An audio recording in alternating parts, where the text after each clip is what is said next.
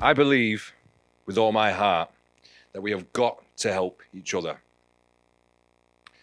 If we don't help each other, what's the point in anything? My name is Ged King, and I'm an ex-soldier. I really struggled when leaving the forces to fit back into civilian life until I found barbering. I found I had a natural talent for the trade. And after a lot of hard work, I opened my own business. A year after opening my business, we were very busy.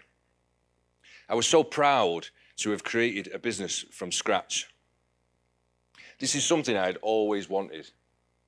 I was successful. So why wasn't I happy? More importantly, why wasn't I fulfilled? I'm from Manchester, and I love my city. For anybody who don't know this symbol, this is the Mancunian symbol of the worker bee. It broke my heart to see so many people living on our streets.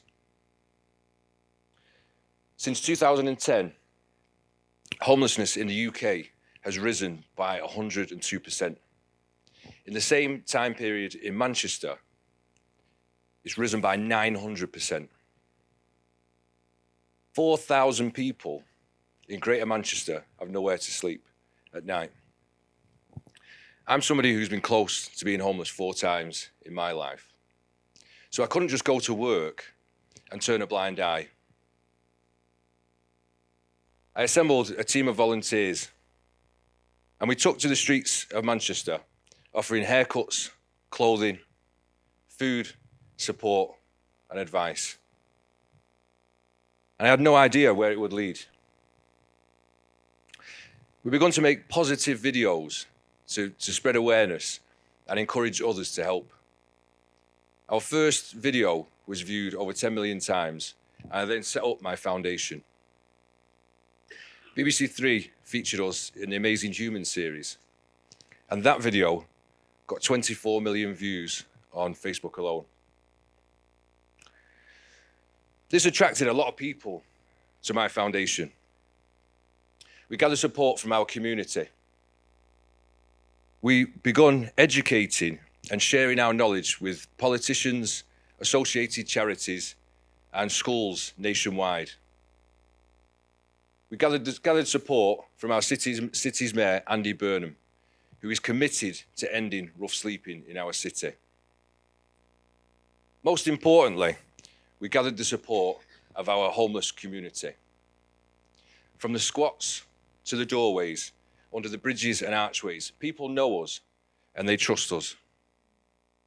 We regularly listen to their stories, to their problems, to their hopes and to their dreams. And we use that information with the resources we have to help them get to a better place. To date, we have given over 1,400 free haircuts to homeless people and to refugees. And this is more than just a haircut. When we meet people where they're at and we positively connect with them on a deep level, we can begin to bring them into the light. It's from that place that they can begin to think differently. And it's from that place that they can make a real and lasting change.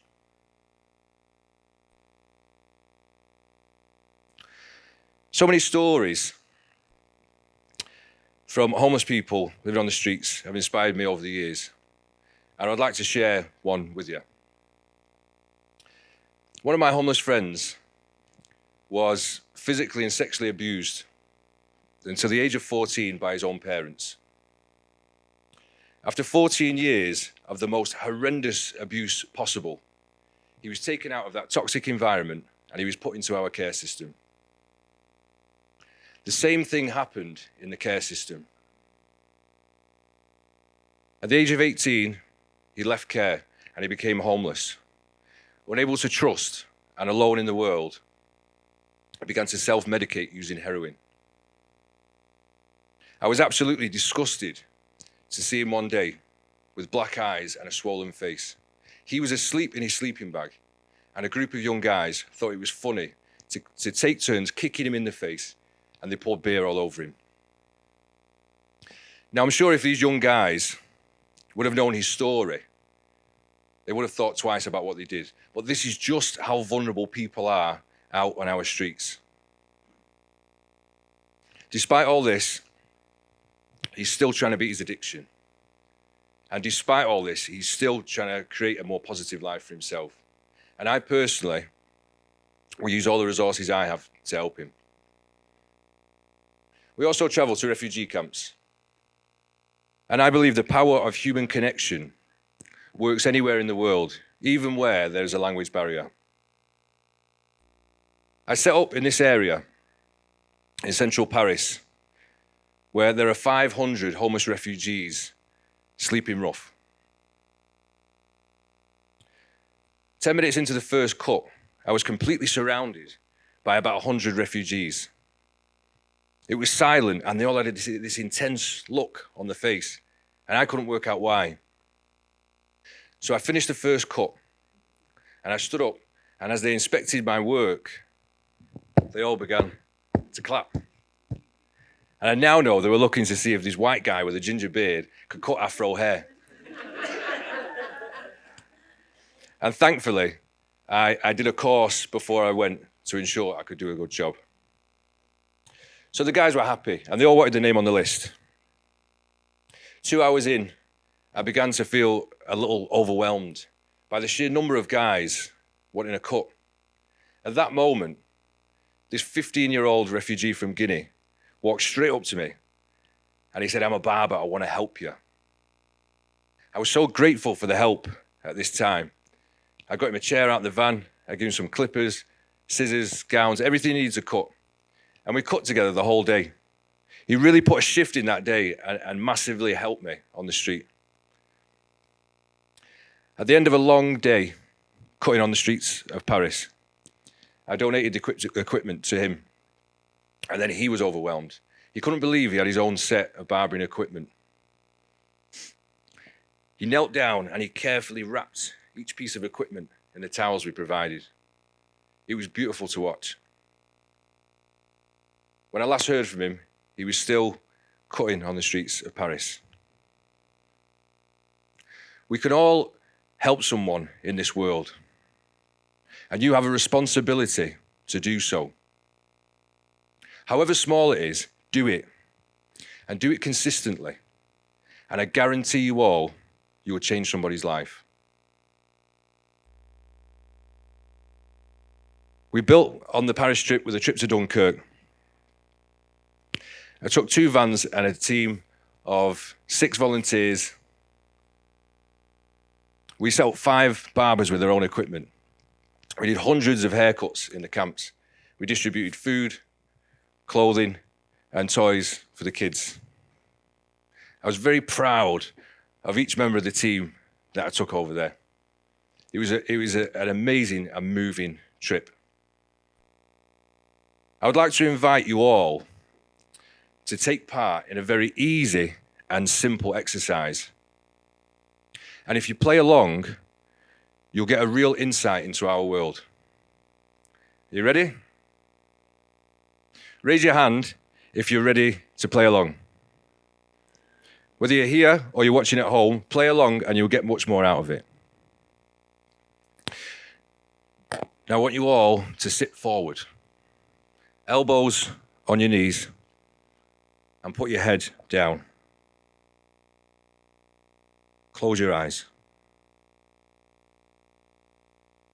I want you to take 3 deep breaths.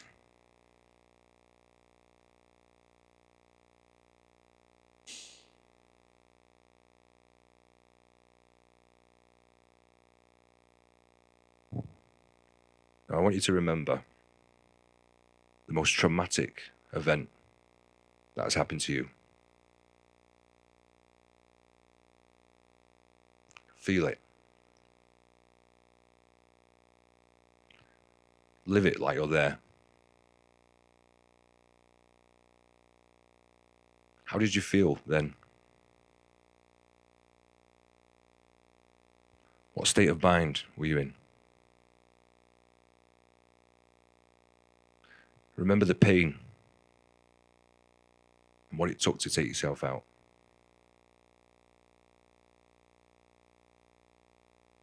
Did you feel strong?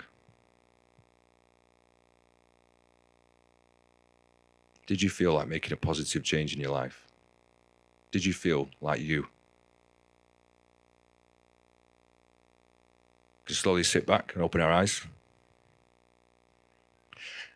I think it's fair to say in this state, we all felt pretty useless. Now take a deep breath and stand up. Everybody stand up. Big deep breath. Now I want you to stand with your feet shoulder width apart, shoulders back, chest out, and your chin up. Take a deep breath as you close your eyes. Now I want you to remember your greatest achievement. Maybe this was the birth of your child, opening your own business, a promotion, falling in love and getting married. Whatever it was, feel it. Relive it like you're there. How did you feel then? Think about the joy and the happiness that this brought to you. Did you feel strong? Did you feel positive? Did you feel like you? We can open our eyes and sit down. I think in this state, we all felt pretty positive. In this state, we can do anything.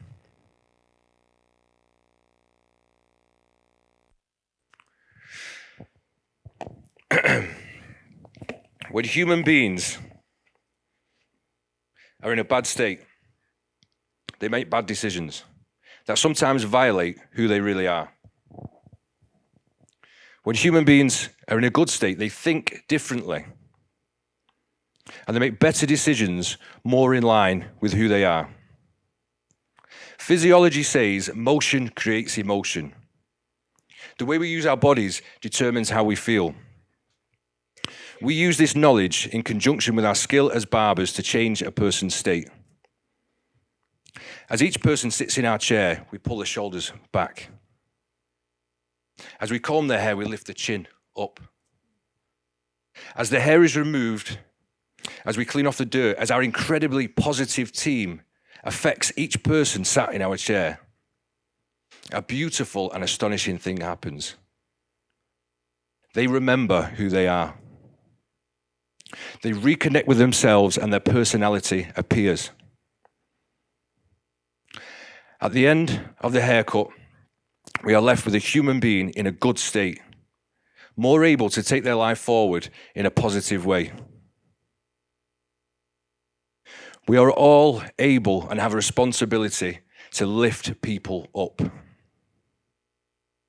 I believe that's why we are here. Somebody once said, when you change the things you look at, the things you look at change. When we all begin to look at each other as brothers and as sisters, the entire world could change. I challenge you all to try it. Have fun with it. Watch how it changes your relationships with people.